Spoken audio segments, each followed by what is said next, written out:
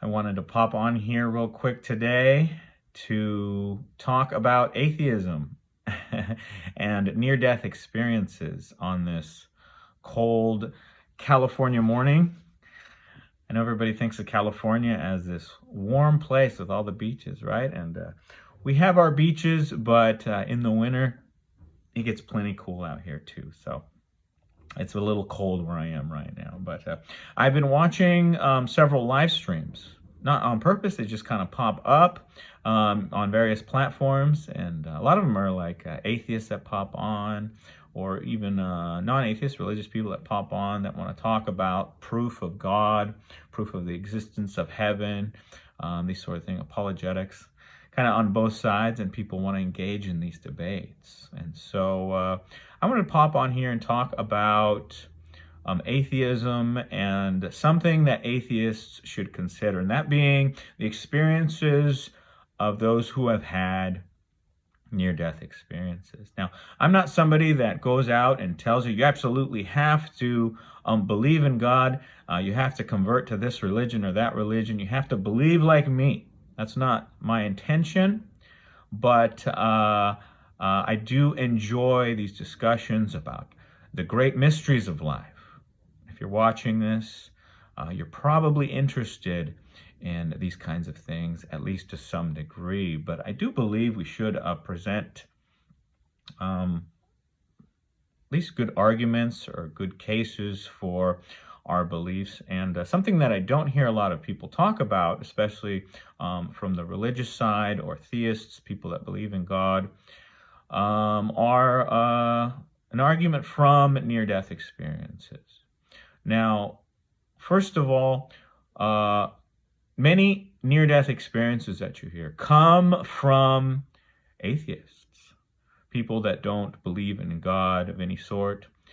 Maybe they did at one point, and they went to school, began studying science, biology, chemistry, math, all that stuff, and then felt that their version of what they thought God to be couldn't exist, and so they abandoned that. That's one of the mistakes that I think a lot of atheists make, is they abandon a belief system about God, but it doesn't mean that God doesn't exist. Something can exist, and you can believe falsely about it, but if you discover you've believed falsely about that thing, it doesn't mean the thing doesn't exist. It just means you thought wrong about it. But anyway, a lot of atheists have been converted to believing in God, from atheist to theist, after having some kind of near-death experience. And it's not something that we should just cast aside, especially if you're an atheist. I mean, these people died, in a sense. Their heart stopped, they ceased brain activity much of the time, and they were in a state where you'd consider them dead, and later, either miraculously or through medical intervention, they were brought back. And they had these genuine experiences, and they're no longer atheists because they had such a profound experience that changed their lives, because it changed their worldviews. They saw things, they felt things. A lot of times in these near-death experiences, people say they felt the world more real than they've ever experienced it before. And they become believers in God and heaven. And that doesn't mean they convert to Christianity or any particular religion, but they do have a different understanding of the world, and they certainly believe in God and in an afterlife. And if you're a Christian or of any religious persuasion, many people feel the urge to have to convince somebody, especially if they're an atheist, to believe like them. And keep in mind that you can always present the discussion, present your arguments, your cases, but then let them be. You know, don't be pushy. Don't be the pushy salesman. If you believe that God provides opportunities to everybody, make sure you're a good example. You don't want to be somebody that pushes somebody away because of how pushy they were. Excuse me. It's that time of year. But yeah, present your case and talk about it. But these people have these near-death experiences and it changes their lives. Many atheists become believers after having these near-death experiences. But of course, I'm not asking if you're an atheist to have a near-death experience. I don't want you to die. I don't want any harm to come to you. But I would have you take a look at many of the near-death experiences that people have had. You can look up many stories of people that have had near-death experiences, specifically that used to be atheists. And a lot of people who are atheists now are turned off by religion, particularly in Christianity, when they're always pushing, you have to believe or you're going to go to this bad place, right? And I don't think you guys should be doing that. No fire insurance argument, right? We shouldn't believe in God just so we avoid some bad fate that may or may not even be in our future or exist or something. A lot of people who are atheists, they've died, they've had near-death experiences, and they did not have a negative near-death experience. They had a very positive one, despite being atheists. They went to a place they considered to be heaven, or a very pleasant place, or at least outside of heaven, whatever it may be, because they had to come back. And they became believers, and there was no eternal torment that they experienced. There are some cases of negative near-death experiences. Those are interesting to analyze on their own, but being an atheist alone, according to many testimonies, doesn't necessarily mean you're going to have a negative near-death experiences. In fact, most of them are very, very positive. So I would avoid talking to people about that sort of thing. I'm not entirely sure that's something that's real. It's something it's a doctrine that's been used to control people for many years, and it's pushed a lot of people that would believe in God or Christianity away from that kind of thinking. And so we should consider these near-death experiences on their face. And if you're an atheist, I would encourage you to look up these near-death experiences, check them out. They are something that you should at least consider if you're going to view the world with or without God. You're weighing the evidence, and I think near-death experiences provide a proof of heaven, or at least strong evidence towards the existence of heaven. Namely because so many people that have these experiences have very similar things happen to them. There are many key points that are similar in all these experiences. Of course, people view their bodies, and many of them are taken through some kind of a tunnel, a dark tunnel, at great speed. Essentially, it seems that they're taken to another part of the universe, perhaps through a series of portals, tunnels, wormholes, black holes, whatever it might be. A lot of them say they travel through this tunnel for a good amount of time. They feel the speed of it, despite not having their body anymore. They have consciousness. They'll have awareness. Many of them say they see in 360 degrees, right? Instead of just kind of just over 180 degrees or whatever it is we see now.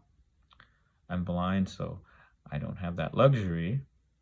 But one day, if I have a near-death experiences, or when I pass, when my day comes, then I'll get to see pretty good again. So that's kind of fun to look forward to. But that's another commonality in near-death experiences. And these are people that have never heard of near-death experiences a lot of times, and they come up with the same stuff. Same experiences. So they see things 360. They go through this tunnel. They end up in this place. Many of them talk about having a life review. This is a common theme throughout them. They examine their entire lives, and they feel everything they felt. And many of them say a commonality is that they feel it from the experience of the person that they're interacting with. So if they interacted negatively, or if they did something that made somebody feel a certain way, they feel that. So they feel the pain that they caused other people, and they understand it. and they go through this for their whole life. They also feel the good things that they did, and they understand it from the receiving end, from the other person's point of view.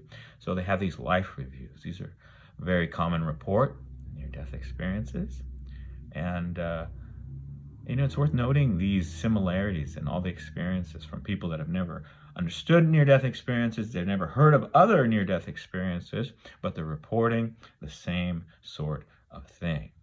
And as the theme goes in each story, eventually they're told they need to go back, and they come back, and they've had a life-changing experience. And if it was just a few people that were having these experiences, that'd be one thing, right? This is anecdotal evidence.